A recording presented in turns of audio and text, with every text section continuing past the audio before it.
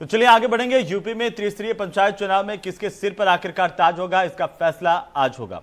पंचायत चुनाव की मतगणना करीब 24 घंटे तक चलेगी। कड़ी सुरक्षा के बीच होने वाली मतगणना में शुरुआती दौर से रुझान आने शुरू हो जाएंगे। प्रदेश के 75 जिलों में पंचायत चुनाव 4 चरणों में संपन्न हुए थे। राज्य में चारों चरणों में ग्राम पंचायत प्रधान के 58,194, ग्राम पंचायत सदस्य के 7,31,813, क्षेत्र पंचायत सदस्य के 75,808 और जिला पंचायत सदस्य के 3,051 पदों के लिए वोट डाले गए हैं, जिनमें से कुछ पदों पर निर्विरोध निर्वाचन भी हो चुका है। सुप्रीम कोर्ट के आदेशों के मुताबिक काउंटिंग सेंटर्स के बाहर सख्त कर्फ्यू लागू होगा। वहीं प्रत्याशियों और एजेंट्स को मतगणना केंद्र में प्रवेश करने से पहले कोरोना की नेगेटिव रिपोर्ट या वैक्सीनेशन कोर्स पूरा किए जाने की रिपोर्ट दिखाना अनिवार्य होगा। अलग अलग जगहों की तस्वीरें हम आपको दिखा रहे हैं। बिजनौर, गाजियाबाद, बहराइच, हाथरस और मुजफ्फरनगर की तस्वीरें हैं। तमाम जगहों पर काउंटिंग के लिए जो नियम कायदे बनाए गए थे, उन नियम कायदों की धज्जियां उड़ती हुई दिखाई दी हैं।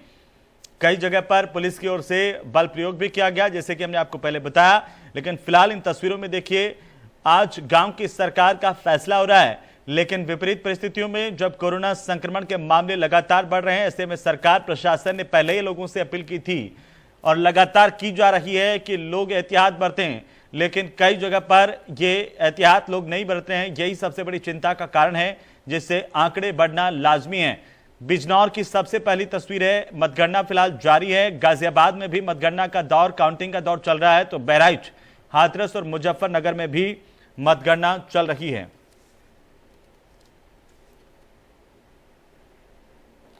और इसी बीच ज्यादा जानकारी के साथ गोरखपुर से हमारे संवाददाता सुशील कुमार हमारे साथ जोड़ रहे हैं, उनका सीधा रुख करेंगे। सुशील, क्या कुछ अपडेट है मतगणना को लेकर के? और जैसे कि सुप्रीम कोर्ट से लगा करके शासन और प्रशासन ने भी लोगों से अपील की थी कि कोरोना गाइडलाइन का पालन किया जाए, क्या इस वक्त आप वो देख पा रहे हैं?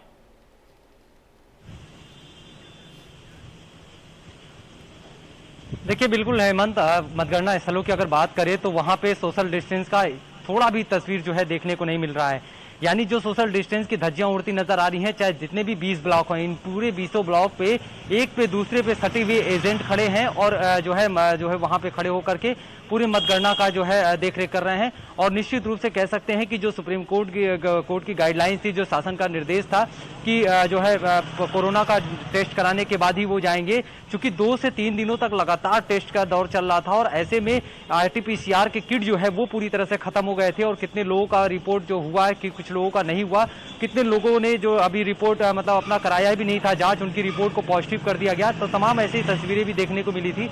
और आज सुबह 7 बजे से जो है काउंटिंग का जो दौर शुरू हुआ है 20 ब्लॉक पर, वहां पे पूरी तरीके से कह सकते हैं कि अभी जो स्थिति है वो जो है मतपेटियों को से जो है बैलेट पेपर को निकालने का है और उसके बाद एक एक जो भी पद है उन पदों को अलग अलग किया जाएगा।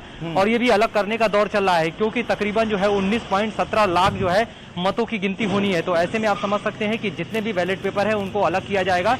उसके बाद अगर एक क्रम वाइज बता दें तो ग्राम प्रधान के तकरीबन 8822 हैं और ग्राम पंचायत सदस्य के तकरीबन 6893 जो है मतदाता हैं, पद हैं। और उसके साथ ही जो है BDC के 8175 है और जिला पंचायत सदस्य के 868 जो है प्रत्याशियों के जो है भाग का किस्मत यहाँ आज जो है मतपेटियों से खुल रहा है। तो ऐसे में आप समझ सकते हैं कि जितने भी पूरे बूथ बनाए गए हैं उन सब बूथों की सुरक्षा SSB और जो है PSC के हवाले है और CCTV कैमरे भी लगाए गए हैं। लेकिन जो कोविड गाइडलाइन को देखते हुए सुप्रीम कोर्ट ने निर्देश दिया था या शासन के जो आदेश दिया गया था कि कोविड गाइडलाइन को देखते हुए ही वहां पे मतगणना कराई जाए, वो तस्वीरें यहाँ पे कहीं भी किसी बूथ पर देखने को नहीं मिल रही हैं। एजेंट एक दूसरे पे टकरा करके या एक दूसरे को ढकेल करके आगे खड़े हैं, यानी सट करके इस कदर खड़े हैं कि उन्हें इस बात का इल्म नहीं है कि कोरोना का जो खतरा है वो पूरे देश से किस तरह से मंडरा रहा है। और कहीं ना कहीं जो तस्वीरें निकल के हेमंत सामने आ रही हैं, जिन तस्वीरों को देखने के बाद ये जरूर है कि आने वाले चंद दिनों में आंकड़ा कहीं ना कहीं दुगना पार होगा और वो निश्चित रूप से चौंकाने वाला आंकड़ा होगा। जी बिल्कुल सुशील, मैं चाहूंगा कि अगर आप दिखा पाएं हमारे दर्शकों को जहां पर आप खड़े हैं वहां के बाहर की तस्वीरें और दिखाते हुए ये भी बताएं कि किस तरह से अभी व्यवस्थाएं हैं और कब तक ये मतगणना चलेगी, पूरे रिजल्ट आ जाएंगे।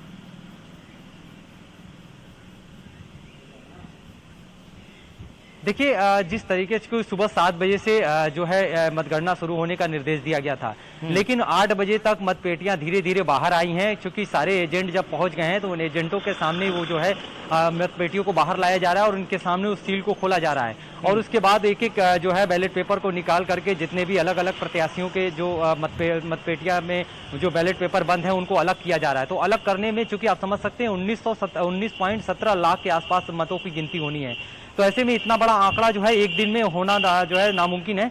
और ऐसे में माना जा रहा है कि 2 से 3 बजे तक एक जो अलग करने का इसका प्रक्रिया है वो पूरा हो जाएगा और उसके बाद धीरे धीरे जो है उसकी काउंटिंग शुरू की जाएगी। तो ऐसे में कल तक इसका रिजल्ट आएगा या कल भोर तक रिजल्ट आएगा और ऐसे में पूरी तरीके से जितने भी सरकारी कर्मचारी हैं, जितने भी पुलिसकर्मी हैं, वो बूथे पे मौजूद हैं और एजेंट भी हैं, पूरी तरीके से मुस्तैद नजर आ रहे हैं। एक बात जरूर इसमें की गई है कि कोविड काल को देखते हुए जितने भी पुलिसकर्मियों की ड्यूटी लगाई गई है 12-12 की जो है घंटे की अंतराल में जो है इनकी ड्यूटी यानी 2 शिफ्ट में इनकी ड्यूटी लगाई गई है, ताकि कोई बहुत ज्यादा देर तक उसके काम का बोझ न पड़े और बहुत ज्यादा उसे दिक्कत ना हो। क्योंकि अभी वो चुनाव करा के ही आए हैं, तमाम और भी ड्यूटियां होती हैं, इसको देखते हुए ये किया गया है। बिल्कुल व्यवस्थाएं पूरी की गई हैं कि आखिरकार कोरोना से बचा जा सके, बाकियों को भी बचाया जा सके। लेकिन सबसे बड़ी जरूरत सुशील यही है कि लोग इस बात को समझे। बहुत बहुत शुक्रिया हमारे साथ जुड़ने के लिए, तमाम जानकारी के लिए।